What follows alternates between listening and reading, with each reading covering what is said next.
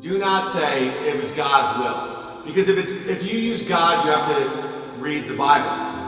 And the Bible does not depict the earth as a spinning ball in the sea of nothing at all.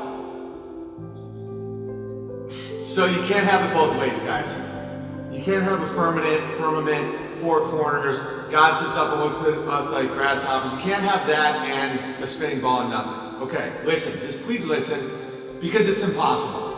All right, next up on the solar system model, it's on a flat plane. Not just is the solar system a flat plane, the entire Milky Way galaxy is a flat plane.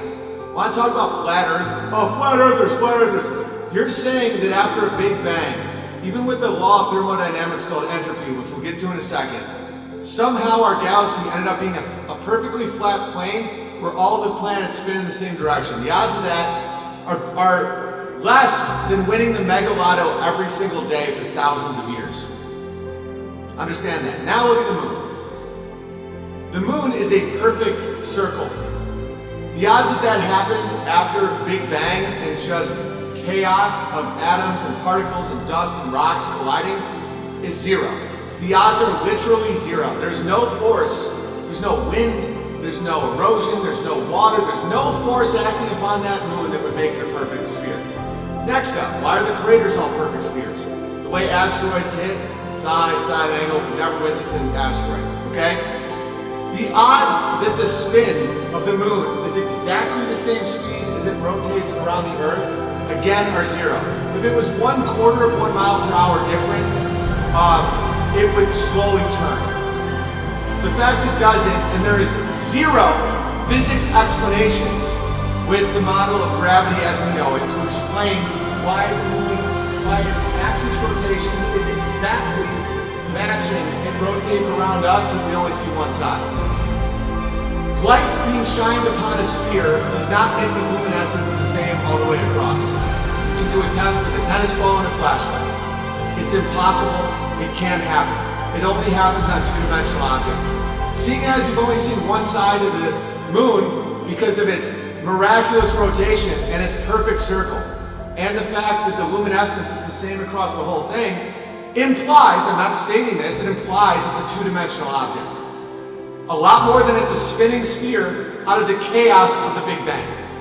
Okay? The size and weight of the moon, according to science, it is impossible for it to be rotating around our Earth. The way the moon was created, according to mainstream science, is that an object the size of Mars hit our Earth and created the moon. That's nonsense. We would have rings like Saturn. Where's all the dust? Where's all the debris? Where's everything? That all just disappeared?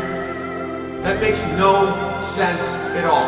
Next up, the sun is 400 times bigger and miraculously 400 times farther away than the moon. And like two machine-cut quarters, they line up perfectly to make an eclipse. The odds of that are 1 in trillions times 1 in trillions times 1 in trillions. It's not possible.